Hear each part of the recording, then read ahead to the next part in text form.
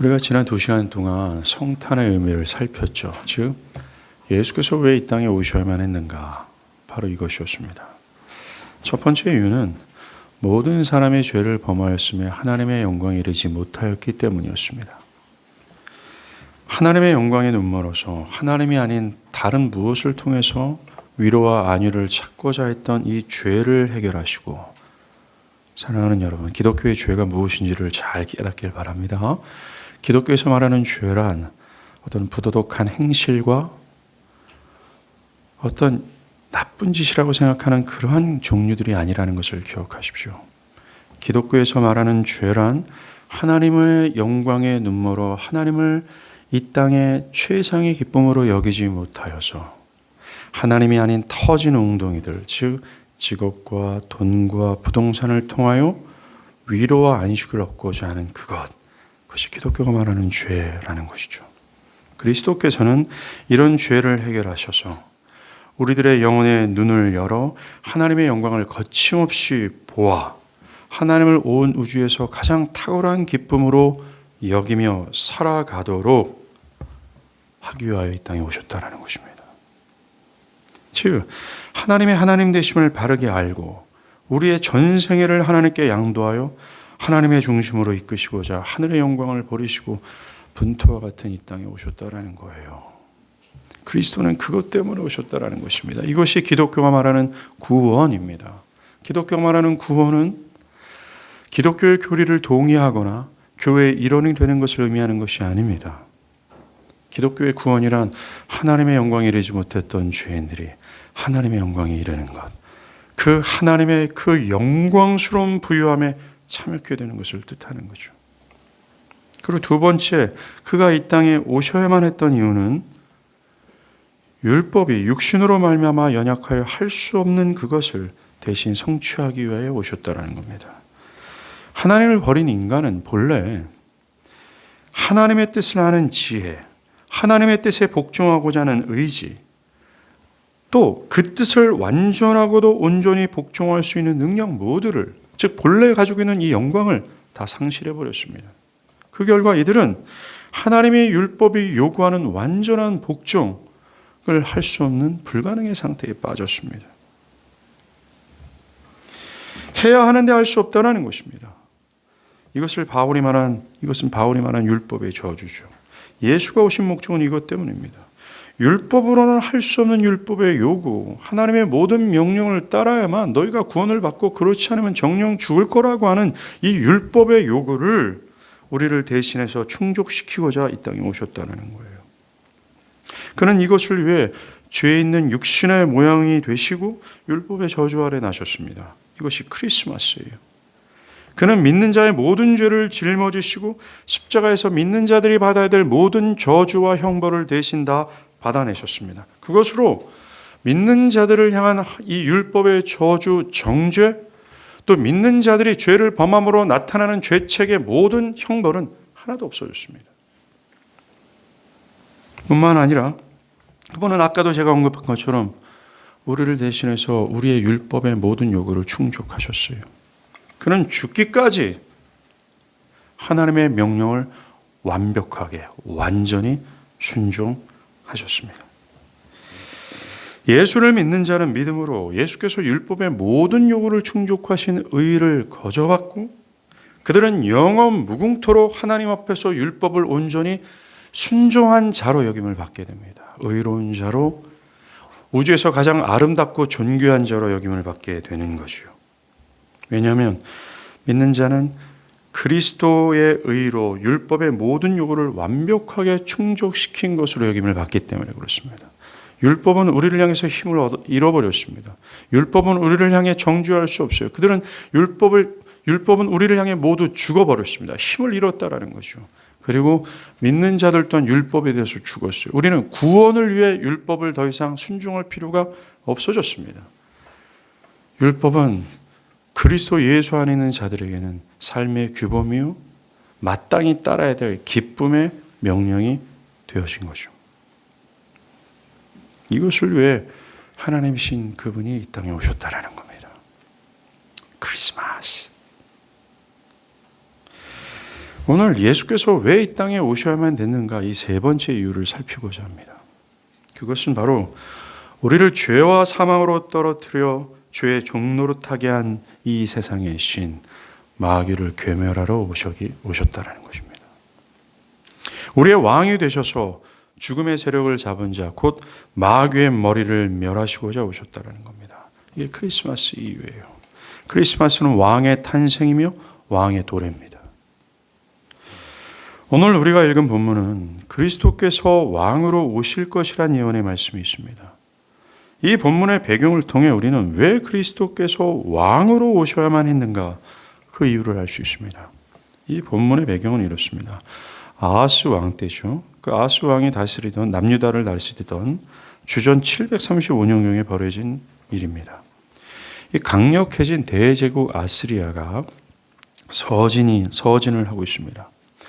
북이스라엘은 아람과 상호 방위 조약을 체결했고 두 왕국은 함께 유다를 압박해서 자신들과 힘을 합쳐서 이 아수르를 물리치자라고 제안했습니다. 그런데 남유다가 협조하지 않자 이 동맹국 두 나라는 예루살렘으로 군사를 이끌고 쳐들어갔습니다. 그 당시 북이스라엘의 군사력은 아수르와 맞먹을 만큼 전투력을 가지고 있었고 아람 군대도 마찬가지였습니다. 이 두 나라의 군대가 예루살렘으로 진격했다, 진을 치고 있다. 남유다가 풍전등화의 상황에 있다라는 말입니다. 이사야는 이 위급한 상황에서 남유다 왕이었던 아하스 왕에게 여호와 하나님을 신뢰하십시오, 여호와 하나님을 의지하십시오 라고 얘기했습니다. 그러하면 하나님이 당신을 구원할 겁니다 라고요. 그러나 아하스는 하나님을 의지하는 것이 아니라 아수르를 의지했습니다. 아하스는 아수르에게 예루살렘을 에워싸고 있는 이 두 나라, 이 동맹국의 군사들을 물리쳐 달라고 원병을 요청했어요. 아하스는 아수르가 자신들을 보호해 주는 것을 선택했다는 겁니다. 하나님의 나라를 멸시하고 하나님을 멸시하는 적대적인 아수르 민족에게 신뢰와 의지를 보냈다는 겁니다. 심지어 아하스는요, 신접한 자가 누구냐면요, 죽은 자를 깨워서 자신의 미래를 물어보고 이 죽은 자를 통해서 그 대안을 얻는, 그것이 바로 신접한 자입니다. 산 사람의 목숨을 죽은 자에게 물어보고자 신접한 자를 찾아갔고 마술사를 찾아가 현재의 위기를 어떻게 타개할 것인지를 물었다라는 겁니다. 이 어리석은 왕의 불신은 하나님을 실로아의 시냇물처럼 여기고 눈에 보기에 강력해 보이는 아수르를 기뻐하게 만든 겁니다. 즉 하나님을 나약하기 짝이 없는 신으로 보일 수밖에 없어요. 불신은 우리를 그렇게 만듭니다. 하나님을 향한 불신은 하나님의 실로아의 물이에요. 굴러다니는 돌멩이 바지도 못하게 보일 수밖에 없습니다. 대신 이 불신은 인간의 지혜와 힘과 군사력과 전력과 외교를 기뻐하게 되어 있어요. 마치 첫 아담이 생수의 근원 대신 하나님을 버리고 터진 웅덩이로부터 기쁨과 안위를 얻고자 한 거랑 똑같은 범죄를 저지르고 있는 겁니다. 아하스 왕이요. 이 범죄는 오늘날 우리의 삶에서도 자행되고 있지 않습니까? 우리는 하나님의 온당한 데 없습니다. 하나님을 통해서 안위와 보호를 얻기보다는 부동산과 주식과 돈과 직장과 사업을 통해서 안위와 행복을 누리고자 하죠. 이 남유다와 아하스의 범죄는 오늘날 우리의 삶에서도 반복되어 있고 첫 아담이 저지른 이 반역은 여전히 우리의 삶에 난무하고 있다는 것을 여러분들 아십니까? 자, 보십시오. 이런 반역과 타락에 대해서 하나님은 뭘 선언하시는 줄 아십니까? 바로 심판이에요. 이사야서 8장 7절 8절 그러므로 내가 흉흉하고 창일한 큰 하수 곧 아수르 왕과 그의 모든 유력으로 그를 뒤덮을 것이라. 그 모든 골짜기가 차고 모든 언덕에 넘쳐 흘러 유다에 들어와서 가득하여 목까지 미치리라. 그들은 안위와 보호를 위해서 아수르를 택했어요. 그런데 도리어 이 아수르가 남유다를 침공하고 남유다는 아수르의 압제를 받게 될 거다라고 하나님 말씀하십니다. 그리고 8장 9절과 13절에 너희 민족들아 함성을 질러보아라. 그러나 끝내 패망하리라. 그러나 끝내 패망하리라. 끝내 패망하리라. 너희가 함께 계획하라. 그러나 끝내 이루어지지 못하리라. 라고 하나님 말씀하세요. 지금 이런 엄청난 위기 앞에서 그들이 이 위기를 타개하고서 모여서 회의를 하고 군사들이 함성을 지르고 마병을 일으키고 군대를 다 일으켜봐라. 그러나 끝내 망할 것이다. 그러나 끝내 망할 것이다. 끝내 패망할 것이다. 이것이 수없이 하나님은 말씀하시는 거예요. 무엇을 해도 아무런 소용이 없을 것이다. 너희가 아무리 무엇을 해도 아수르의 압제에서 자유케 되지 못할 것이다 라고 말씀하십니다. 이사야는 8장 21절과 22절에서 이 하나님을 반역한 남유다가 결국 깊은 흑암을 통과하게 될 거다라고 얘기해요. 이 땅으로 헤매며 공고하며 굶주릴 것이라. 그가 굶주릴 때 격분하여 자기 왕과 자기 하나님을 저주할 것이며 위를 쳐다보거나 땅을 굽어보아도 환난과 흑암과 고통의 흑암뿐이니 이들이 심한 흑암 가운데 쫓겨 들어가리라. 하나님을 버리고 아수르를 의지했던 이들은 그들의 그 결국은 그들의 예상대로 흘러가지 않습니다. 그들은 하나님이 아니라 스스로 터진 웅덩이로부터 안정과 평화를 기대했지만 결과는 뭡니까? 압제였어요. 무거운 세금이었습니다. 고통과 굶주림이었다는 거예요. 이런 굶주림과 압제 속에서 이들의 자연스러운 반응은 분노와 원망이었습니다. 특별히 이들은 아람과 북이스라엘의 침공으로부터 구원해 줄 거라고 여겼던 아하스 왕의 잘못된 판단에 대해 격분하기 시작했어요. 더 나아가 왕과 하나님까지도 저주하는 데 이르게 됩니다. 이들은 땅을 보아도 그들의 이 흑암을 해결할 대안을 찾지 못합니다. 땅을 보아도 그들을 구원으로 이끌 왕을 찾을 수가 없어요. 하늘을 보아도 똑같은 형편이라고 주님 말씀하십니다. 이들은 앞날을 보지 못하는 깊은 흑암에 있게 되었어요. 미래에 대한 두려움입니다. 절망이고 걱정이죠. 여러분들, 남유다가 이런 흑암에 직면한 이유가 뭡니까? 하나님을 불신한 왕 때문이었습니다. 자신을 구원받기 위해 누구를 의지해야 하는지를 알지 못하는 지혜가 없는 왕이었기 때문에 그래요. 하나님의 나라를 침공하는 이방의 민족들로부터 자신을 보호할 이 강력한 군주가 없었기 때문입니다. 자기를 사랑하고 자기를 위해 희생할 수 있는 사랑이 풍성하고 이 평강의 왕이 없었기 때문에 그래요. 아수르의 압제로부터 자신들을 해방과 자유로 이끌 왕이 없었다라는 겁니다.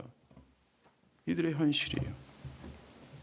여러분들, 이 남유다, 이 1000년 전의 남유다의 흑암의 상태가 지금 현재의 상태라는 걸 아십니까? 현재 전 세계 모든 이들이 고통 가운데 있습니다. 저도 지난주 PCR 검사를 위해서 검사소를 찾아갔을 때였어요. 근데 아침 일찍 갔습니다. 두 아이가 부모님과 동행을 한 걸 봤습니다. 그 아이가 PCR 검사소에 들어갔을 때 코에 검사 키트를 집어넣는 그 순간 아파하면서 울부짖었습니다. 그 시간이 대략 한 1, 2분가량이었어요. 그들의 울부짖음을 들을 때 저는 주님, 온 나라가 저 전 세계가 이렇게 고통을 받습니다. 이 고통을 어찌합니까? 라는 기도가 절로 나올 수밖에 없었습니다. 그래요. 온 나라가 고통 중에 있으며 지금의 고통과 위기를 타개하지 못하고 전전긍긍하고 있습니다. 그런데 문제는 이거를 타개할 뚜렷한 대안이나 정책이나 방안이나 길을 모색하지 못하고 있다는 겁니다. 세상의 모든 지도자, 지혜자, 과학자, 보건당국 등이 머리를 싸매고 고심하고 있지만 또 얼마 전 인류 역사상 가장 빛나는 업적이라고 하는 AI의 등장을 우리가 봤지만 수많은 신기술이 등장했지만 이 작은 바이러스 앞에 속수무책입니다. 가게들은 문을 닫고 집값은 폭등하고 있어요. 젊은이들은 미래가 보이지 않는 것으로 절망합니다. 전 세계 곳곳에서는요, 부동산 폭등과 여러 가지 시국의 세에서 불만을 일으킨 사람들이 분노와 원성을 높이고 있습니다. 땅을 바라봐도 소망이 없고 하늘을 봐도 대안이 없어요. 정말로 엉망입니다. 정말로 하늘을 보고 땅을 보지만 아무런 도움을 발견하지 못하고 있어요. 흑암 속에서 사람들은 그저 분노할 뿐입니다. 가슴을 칠 뿐입니다. 만약에 이 분노를 표출할 수 있는 특별한 대상이 나타나면 사람들은 벌떼처럼 몰려들어 물어뜯습니다. 그게 교회가 되어서 참으로 안타깝죠. 분노하고 원성을 높이는 사람들도요, 지금의 상황을 어떻게 타개해야 될지 실제로 사실 모릅니다. 그들에게도 대안이 없다라는 거죠.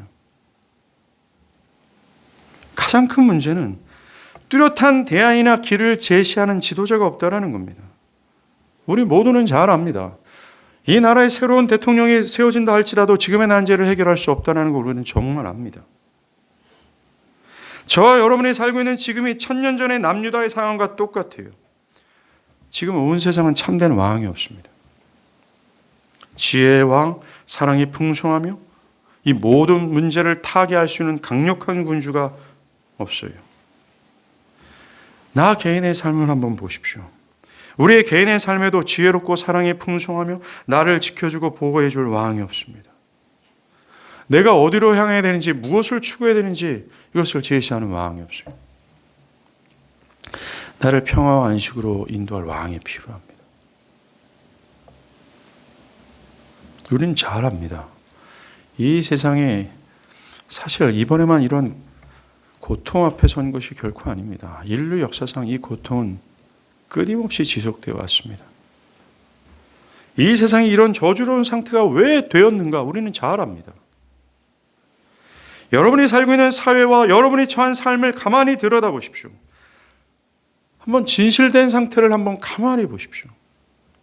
사랑하는 여러분, 분주하고 걱정스럽고 눌리는 모든 마음들을 다 잔잔케 한 이유, 여러분과 지금의 사회의 진실한 상태를 가만히 묵상해 보십시오. 이 세상에는 쉼이 없습니다. 여유가 없습니다. 이 터진 웅덩이와 같은 돈을 축적해도 만족이 없습니다. 이 축적된 돈을 의지한들 모든 사람들은 다 여전히 불안해합니다. 아무리 모든 것이 다 발전했다 할지라도 인간의 모든 고질적인 문제, 이 특유의 문제, 살인, 강간, 폭행, 분쟁, 슬픔, 죽음, 한마디로 말해서 그 모든 것을 절대로 해결하지 못하고 있습니다. 나 개인도 마찬가지예요. 우리 개인의 삶을 말하자면 한마디로 죽기를 각오해야 겨우 먹고 살 수 있는 것 아닙니까? 사람들이 처한 현실은 끝도 없는 고통 가운데 있고 고통 가운데 있다가 죽어서 영원한 고통으로 들어가는 거예요. 이것이 지금 온 인류의 현실입니다. 정말 오늘 본문에 나오는 남유다의 처지와 똑같아요. 젊은이들은 10년 후에 20년 뒤에 어느 정도 희망이 있겠다 생각하며 노력하며 살지요. 나이 50이 되고 60이 되면 무슨 말을 하는 줄 아십니까? 이 고난 이 세상 빨리 뜨고 싶다라는 것이 불신자든 신자든 똑같은 고백입니다.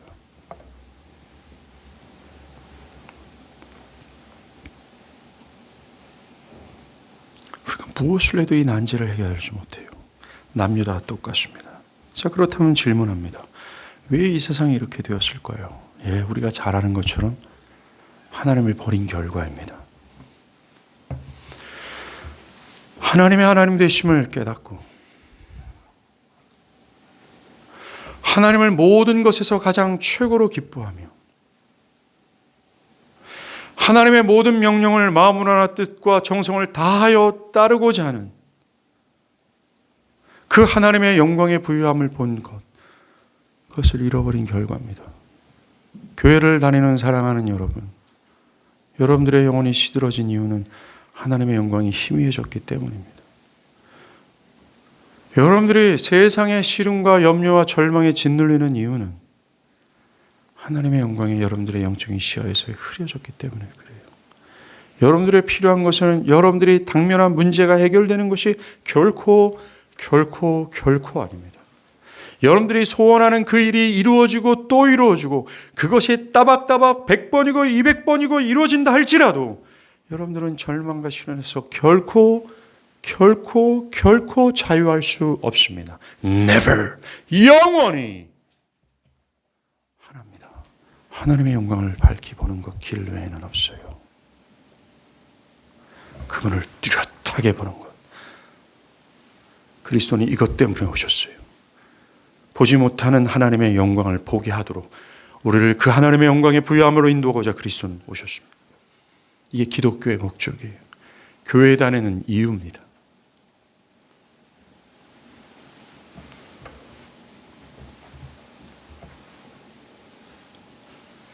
이 세상이 왜 이렇게 됐을까요? 남유다와 아하스 왕과 똑같은 범죄를 저질렀기 때문에 그래요. 하나님을 버린 겁니다. 문제는 이 저주스러운 이 죄를 우리 스스로 해결할 수 없다는 거예요. 죄의 압제에서 우리는 스스로 힘으로 해방될 수 없다는 겁니다. 남유다가 그들의 군사력으로는 대제국 아수르의 군사력을 제압해서 그 압제에서 스스로 힘으로는 자유할 수 없는 것과 똑같은 처지라는 겁니다. 우리는 죄의 압제 아래 놓여져 있어요. 이것이 로마서 1장 19절부터 3장 19절까지 바울이 주구장창 말했고 또한 주장했던 바입니다. 모든 사람의 죄를 범하였다. 헬라인이나 유대인이나 이방인이나 다 이와 같은 처지에 있다. 죄의 압제 아래 있다. 마귀의 종로로 타고 있다. 무거운 멍에를 짊어지고 있고 죄가 주는 썩은 고기와 썩은 물을 마시고 있다라고. 누구도 예외가 아니다라고 합니다. 남유다가 아수르를 자신들의 힘과 지혜로 괴멸하고 자유할 수 없었던 것처럼 모든 인류는 종로로 타고 있는 그들의 주인, 그들의 대장 대신 이 마귀를 괴멸하고 마귀에서 자유할 수 없다. 이것이 쟁쟁한 선언입니다. 저와 여러분에게 필요한 게 뭔지 아십니까? 마귀를 괴멸하고 압제와 죄의 저주에서 건지실 왕이에요. 자, 하나님을 반역한 이스라엘, 하나님은 경고하셨습니다. 하나님의 경고대로 그들은 흑암의 상태에 놓이게 됩니다. 마치 하나님의 명령을 온전히 순종하지 못하면 심판이 있을 거라고 했던 거와 똑같은 상황이 그들에게 벌쳐졌고 지금 현 시대도 똑같은 상황에 놓이게 되십니다. 모든 인류는 남유다처럼 하나님을 반역했고 하나님을 버렸습니다. 그럼에도 불구하고 은혜가 풍성하신 하나님은 이런 우리들에게 소망을 약속하셨습니다. 오늘 보면 첫 구절 1절입니다. 흑암 가운데 있는 그들에게 하나님은 소망의 약속을 주세요. 전에 고통받던 자들에게는 흑암이 없으리로다. 흑암이 뭐예요? 굶주림과 고통 아니었어요? 하나님의 영광을 전혀 바라보지 못한, 모든 기쁨과 복과 생명의 근원 되신 하나님을 보지 못하는 깜깜한 아닙니까? 하나님이 그 깜깜함이 없을 거라고 얘기합니다.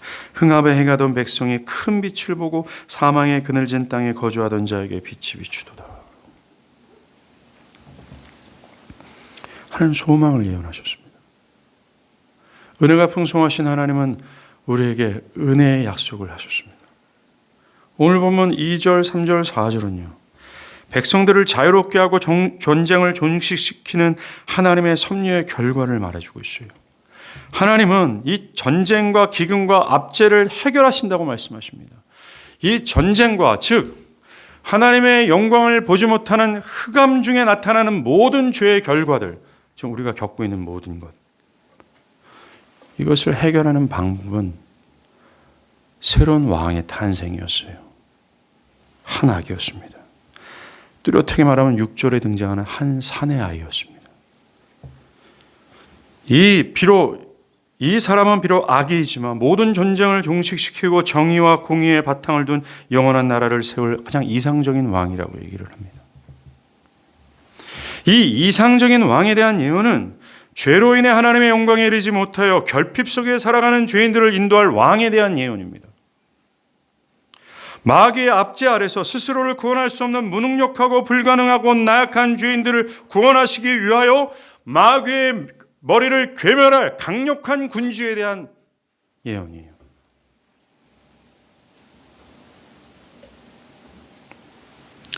오늘 보면 3절, 4절이 왕이 주는 유익을 말해줍니다. 3절을 볼까요? 주께서 이 나라를 창성하게 하시며, 이 나라가 뭡니까? 그 왕이 다스리는 나라예요. 즐거움을 더하게 하셨으므로 추수하는 즐거움과 탈취물을 나눌 때 즐거움같이 그들이 주 앞에서 즐거워하오니. 이들의 즐거움이 추수하는 즐거움과 같다고 얘기해요. 농부들이 한 해를 수고해서 추수합니다. 그리고 또 승리자가 전리품을 확 거둘 때 그 승리의 기쁨과 같다라고 얘기해요. 그들의 즐거움이. 그 즐거움의 핵심이 뭡니까? 그들이 주 앞에서 즐거워할 것이다. 즉 하나님을 즐거워한대요. 이게 그리스도께서 오신 목적이잖아요. 이게 하나님을 버린 모든 죄인들에게 필요한 궁극 아닙니까? 하나님을 즐거워하지 못했던 그들이었어요. 하나님을 한낱 실로의 물처럼 여기며 하나님을 버리고 하나님을 버린 다른 터진 웅덩이로부터 기쁨과 유안을 얻고자 했던 사람들이었습니다. 하나님, 나는 하나님을 믿어요. 나는 여호와를 알아요. 나는 교회를 다녀요. 그러나 개뿔. 우리의 삶은 하나님을 온전히 다 버렸습니다. 완전히 버렸어요. 우린 터진 웅덩이를 통해서 우리의 목마름을 해결하고 있습니다. 이게 우리의 현주소입니다. 하나님이 안 보이는 흑암이에요. 그 흑암으로 말미암아 지금같이 됩니다. 그런데 하나님이 예언하신 왕의 탄생과 왕의 통치로 인해 궁극적으로 우리가 무슨 즐거움을 얻는다라고 얘기합니까? 여러분들이 원하는 돈이 더 많아지는 기쁨인가요? 여러분들이 원하는 성공해 주는 기쁨인가요? 아니면 지금도 사람들이 미치도록 바라는 코로나의 종식이 주는 기쁨일까요? No! 하나님이 크리스마스는 하나님을 통으로 내어주신 사건입니다.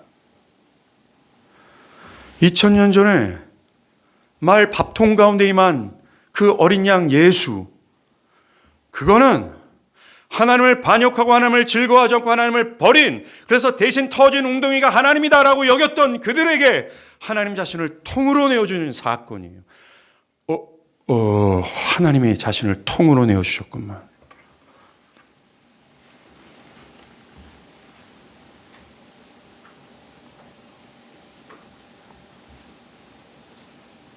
이 왕의 탄생과 왕의 통치로 말미암아 하나님을 기뻐하지 못했던 이들이 하나님을 다시 기뻐하는 거예요.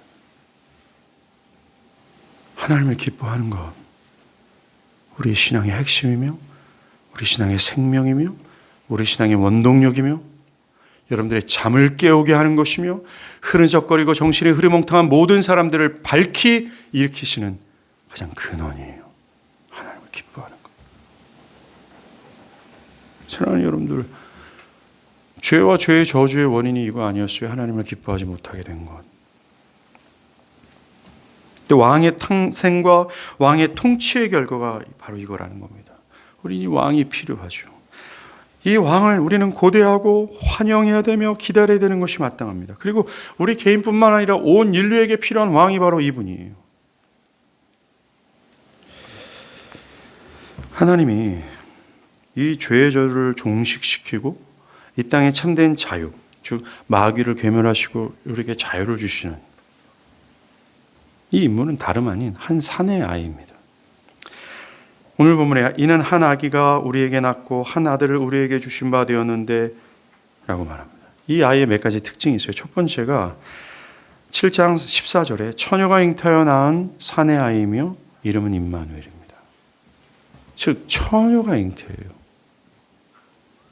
초자연적으로 탄생한 아이이며 신적 권위를 가지고 있는 아이라는 겁니다. 두 번째, 이 아이의 특징은 오늘 보면 9절에서 언급한 것처럼 다윗의 왕조에서 나오며 결국 다윗의 왕자에 군림하게 될 왕이라는 겁니다. 여러분들, 이 한 아기에 대한 예언이 여기에 처음 등장한 게 아닙니다. 이 한 아기, 이 한 사내 아이에 대한 예언은 창세기 3장 15절까지 거슬러 올라가야 돼요. 아담이 타락한 직후에 죄에 대해서 진노하신 하나님은 여러분들 창세기 1, 2장에서는 그 영광과 환한 웃음으로 가득한 하나님이셨어요. 근데 창세기 3장 죄가 인간에 반역한 즉시 하나님의 얼굴은 완전히 급변합니다. 분노, 진노, 강렬함.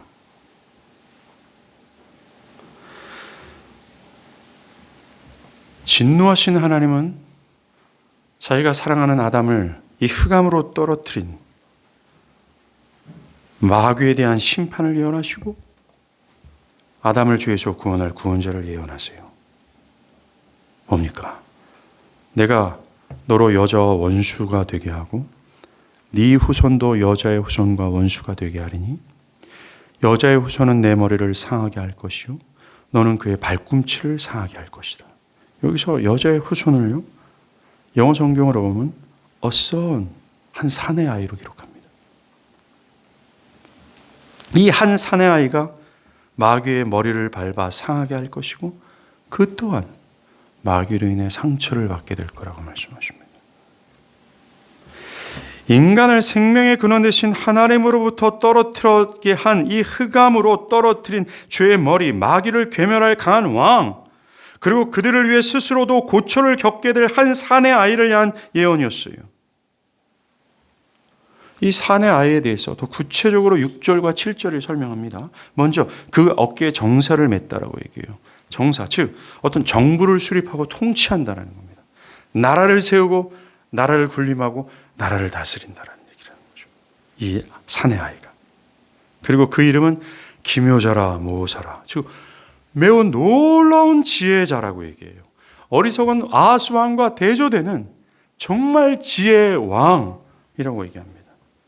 무엇보다 그는 전능하신 하나님이라고 얘기하고 있어요. 놀라울 만큼의 힘과 능력, 못할 것이 없는 강력한 군주라고 말을 합니다. 그런데 이렇게 전능하실 뿐만 아니라 이 왕이 되신 아기는 영존하시는 아버지, 즉 따뜻하고 사랑이 풍성한 아버지의 마음을 가진 왕이다라고 말합니다. 그리고 평강의 왕이다. 그는 평화로울 뿐만 아니라 자비하실 것이다 라는 말씀합니다. 예, 이 왕은 하나님과 단절시킨 마귀의 머리를 괴변하게 할 충분한 힘과 우리를 인도하기에 충분한 지혜를 가진 왕이 틀림없습니다. 이 왕에 대한 예언은 여기만 있는 것이 아니죠. 사무엘하 7장 또 23장에서 이 왕은 원수들로부터 백성들을 구원하며 온 세상을 통치할 거라고 약속합니다. 온 세상을 온 우주 만물을 통치할 거라고 얘기하고 있어요. 민수기 24장 17절에 한 별이 야곱에게서 나오며 한 귀가 이스라엘에게서 일어나서 라고 합니다. 이 왕이 누구의 혈통으로 나온다고 얘기해요? 아브라함의 혈통으로 나온다고 얘기합니다. 그런데 아브라함의 혈통 중에서 특별히 다윗의 혈통에서 나올 거라고 예언합니다. 이사야서 11장 1절에 이새의 줄기에서 한 싹이 나며, 이새는 다윗의 할아버지예요. 그 뿌리에서 한 가지가 나서 결실할 것이요. 모든 인류는 다윗의 혈통으로 나실 이 한 사내 아이를 기다려야 돼요.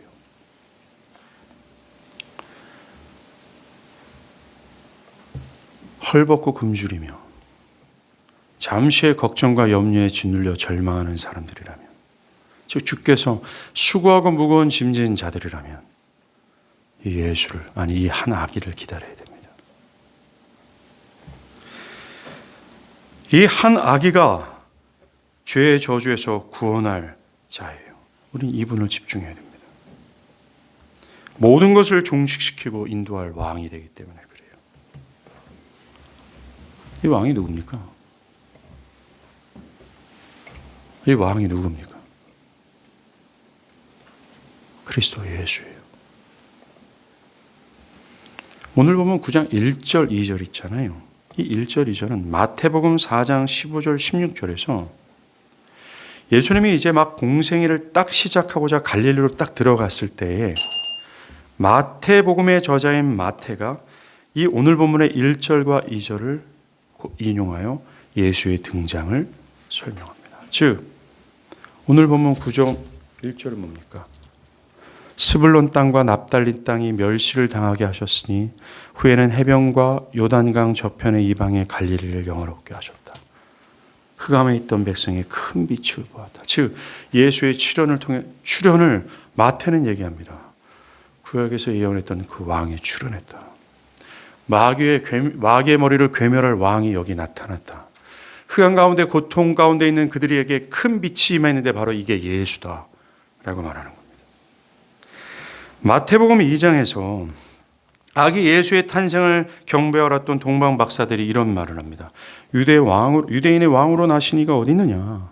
우리가 동방에서 그의 별을 보고 그에게 경배하러 왔다. 또 마태복음 1장 2절에서 17절까지 예수 그리스도가 아브라함과 다윗의 혈통으로 났음을 언약 이 족보를 통해서 그는 언급하고 있어요. 또 예수님 또한 당신이 왕이심을 선포했습니다. 예수님이 십자가를 지기 바로 직전이죠. 총독 빌라도는 예수를 이렇게 신문합니다. 예수께서 총독 앞에 섰으니 총독이 물어 이르되 네가 유대인의 왕이냐? 예수께서 대답하시되 네 말이 옳다 하시고, 예수님 자신의 왕이심을 부정하지 않으셨습니다. 특별히 마태복음은 예수가 그 왕이라는 사실을 집중적인 주제를 가지고 끌고 갔어요. 맞습니다. 오신 그 예수가 우리가 지금까지 봤던 그 왕이에요. 그래요. 예수가 저와 여러분 현재 모든 결핍 속에서 고통하는 이 사회가 필요로 하는 왕입니다. 죄의 사슬을 끌어버릴 왕이시며 마귀의 압제에서 우리를 해방케 하실 왕입니다. 무엇보다 죄로 인해 하나님의 영광을 보지 못했던 우리를 다시 하나님의 영광으로 이끌 왕이에요. 주 앞에서 기뻐하도록 이끌 왕이라는 겁니다. 그의 통치를 기뻐해야 마땅하며 그의 다스림 속에 들어가기를 바라며 그것이 나의 유일한 축복이다라고 여겨야 되는 것이 맞아요. 예수는 우리를 압제하고 통치하는 세력을 물리치시고 우리를 통치하기 위해 이 땅에 오셨습니다. 히브리서 기자는 우리를 통치하는 마귀를 괴멸하시고 우리를 구원으로 이끄실 그 방법, 그가 하신 그 마귀의 세력을 멸하실 방법을 이렇게 설명합니다. 히브리서 2장 14절에 자녀들은 혈과 육에 속하였으며 그도 또한 같은 모양으로 혈과 육을 함께 지니심은, 즉 크리스마스를 하신 이유는 죽음을 통하여 죽음의 세력을 잡은 자 곧 마귀를 멸하시며, 창세기 3장 15절의 말씀이 또 언급되잖아요. 히브리서 기자가 말합니다. 예수가 죽음을 통하여 마귀를 멸하셨다라고 얘기합니다. 누구를 위해? 죽기를 무서워함으로 한평생 매어 종노릇하는 모든 자들을 놓아주기 위함이다. 즉 하나님을 버리고 죽음의 대장 마귀 아래서 종노릇하며 그 압제 아래서 고통받고 있는 그들을 놓아주시기 위하여 그는 죽음을 통하여 마귀를 괴멸하셨다라고 말합니다. 저주에서 평생 종노릇하는 저와 여러분이 예수의 죽으심 때문에 노임을 받게 된 거예요. 주님께서 마귀의 세력을 멸하신 방법은 뭔지 아십니까? 스스로 죽은 거였습니다. 즉 우리를 대신하여 우리의 죽음을 대신 감당하시는 방법이었어요. 사랑이었습니다. 자기 희생이었어요. 그것은 의인이 아니라 죄인을 위해서 하신 위대한 사랑이었습니다. 십자가에서 죽음을 당함으로 그는 발꿈치가 상함을 입었습니다. 그러나 달아나 세호 형제, 이제 종식하자. 이제 그만하자. 이제 그만하자. 죄의 사슬을 끊고 우리를 위해서 대신 상함을 받으시고 죽음에서 부활하셔서 마귀의 머리를 괴멸하신 그 그리스도를 바라봅시다.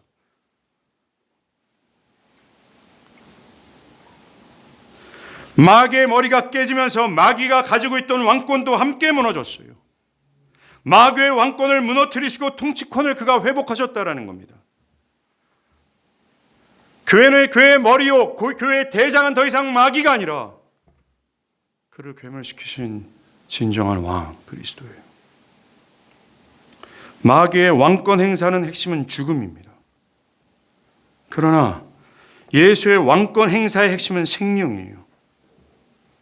즉 죄의 삭은 사망이요 하나님의 은사는 그리스도 예수 안에 있는 생명이다. 우리는 이 생명이 어떤 종류인 줄 압니다. 영원히 그저 사는 생명을 의미하는 것이 아니에요. 여기서 말하는 생명은 하나님을 기뻐하는 것, 그겁니다. 십자가에서 승리하신 예수님의 왕권 행사는 멈추지 않아요. 그 나라는 끝나지 않습니다. 세세 영원히 계속될 것입니다. 오늘 보면 7절이 선언하지 않습니까? 그 정사와 평강의 더함이 무궁하며 또 다윗의 왕자와 그 나라에 군림하며 그 나라를 굳게 세우고 지금 이후로 영원히 정의와 공의로 그것을 보존하실 것이다. 그리스도의 나라는 영원해요. 그리스도의 통치도 영원합니다. 이 나라의 믿음으로 들어오시길 바라요. 다시는 눈물도 없고 저주나 고통이 없는 망하지 않는 나라로 들어오세요. 완전한 지혜자요 사랑과 은혜가 풍성하신 왕의 통치를 받으십시오. 정말로 우리의 왕 예수는 전능하신 하나님이실 뿐만 아니라 영존하시는 아버지여 평강의 왕이세요. 그는 나약하게 짝이 없는 자녀를 위해 스스로 죽을 정도로 아버지의 마음을 가지고 계신 사랑의 왕입니다. 성경 전체는 이것을 선언해요. 소리칩니다. 우리의 왕이 오셨다고. 온 세상을 구원하실 왕이 오셨고 마귀를 괴멸하여 우리를 압제해서 자유케 할 왕이 오셨다고 선언합니다. 이건 누구를 향한 선언인지 아십니까? 그를 왕으로 세운 그 교회를 향한 하나님의 선언이에요. 왕으로 주가 오셨다라는 겁니다. 사랑하는 여러분, 여러분의 왕이 전능하시기에 여러분은 어떤 위기나 위험 앞에서 위축될 필요가 없습니다. 아무리 강한 아수르 군대가 여러분을 무너뜨리고자 할 때에도 우리가 의연할 수 있는 이유는 우리에게 강력한 군주가 있기 때문에 그래요. 또한 여러분의 삶이 실망스럽고 외롭고 실망함 속에서 부끄러워할 필요가 없습니다. 여러분들의 곁에는 지혜가 뛰어난 왕이 있기 때문에 그렇습니다. 여러분들의 곁에 세상의 모든 사람들이 다 떠난다 할지라도 절대로 우리가 외로워할 필요 없는 이유는 영존하신 아버지, 즉 아버지의 마음을 품고 있는 왕이 여러분의 곁에 있기 때문에 그래요. 여러분을 무너뜨릴 것이 이 세상엔 존재하지 않습니다. 여러분은 절망하면 안 될 사람이며 두려움도 어울리지 않는 사람이에요. 왜요? 여러분의 왕이 예수 그리스도이기 때문에 그렇습니다. 그래서 우리 믿음의 선조들은 죽음을 두려워하지 않았다라는 거예요. 무엇보다 그의 통치는 영원합니다. 그의 나라는 꺼지지 않는다라는 거죠. 여러분이 예수의 통치를 받고 싶다면 길은 간단합니다. 여러분이 그의 백성으로서 그가 주시는 안식과 행복을 누릴 수 있는 길은 간단합니다. 즉 하나님의 영광을 보고 하나님의 부유함으로 들어가는 길은 간단합니다. 하나님의 뜻을 따르는 거예요. 매일의 삶에서 하나님을 따르는 겁니다. 그게 바로 그의 통치 안에 있게 되는 거예요. 사랑하는 여러분, 왕은 명령하시고 백성은 따름으로 통치가 성취되는 거죠. 왕이 다스리지만 백성이 따르지 않으면 통치는 성립될 수가 없습니다. 그분의 영광스러운 통치로 들어가고 싶습니까? 그거로 말미암아 나타나는 복된 그 생수를 여러분들이 마시고 싶다면 따르십시오. 여러분들이 끊임없이 결핍을 맛보는 이유는 따르지 않기 때문입니다. 저는 이 말씀을 어젯밤에도 묵상하고 오늘 아침에 일어났을 때 일어나자마자 침대에서 간단히 나의 왕을 기억했습니다. 나의 왕을 기억할 때 저는 오늘 하루 희망찬 하루를 맞이할 수밖에 없었어요. 매일의 삶에 이른 아침 일어나자마자 여러분의 왕을 기억하십시오. 나를 지키고 보호하시고 인도하실 왕이 누구인지, 그리고 그 왕이 어떠한 분인지를 기억하십시오. 그리고 오늘 하루 하나님이여 그리스도 나의 왕 예수여 내가 당신의 통치를 따르겠나이다. 만약에 그렇다면 여러분들은 그 하루 여러분들은 무너뜨릴 어떤 마귀의 참소나 정죄도 없게 될 것이고 어떤 삶의 요소도 없게 될 거예요. 기억할 것은 그리스도 우리의 왕은 앞으로 왕의 모습으로 다시 오시게 될 겁니다. 2000년 전 그분은 나약하게 짝이 없는 어린 아기로 지저분한 말 밥통에 누이셨지만 앞으로 오실 아기 이 왕은 완전한 왕의 모습으로 하늘의 모든 천군 천사를 호령하시면서 다시 오시게 될 거예요. 그때 모든 세상은 보게 될 겁니다. 그를 멸시하고 그를 반역하고 그를 없다 했던 모든 사람들마저도 그 앞에 엎드릴 수밖에 없게 될 거예요. 그리고 우리의 왕은 하나님을 버리고 터중동이를 기뻐하는 사람들을 저 지옥의 영원한 형벌 흑암으로 떨어뜨리게 될 것이며 그들은 영원 무궁토록 열리지 않은 흑암 속에서 살아가게 될 겁니다.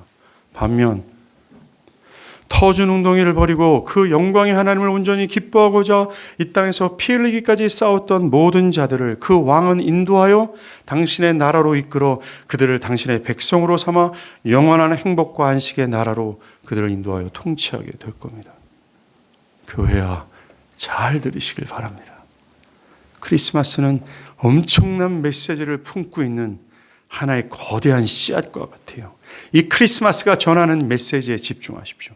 그리고 왕의 오심을 마땅히 기뻐하시길 바랍니다. 기도하겠습니다.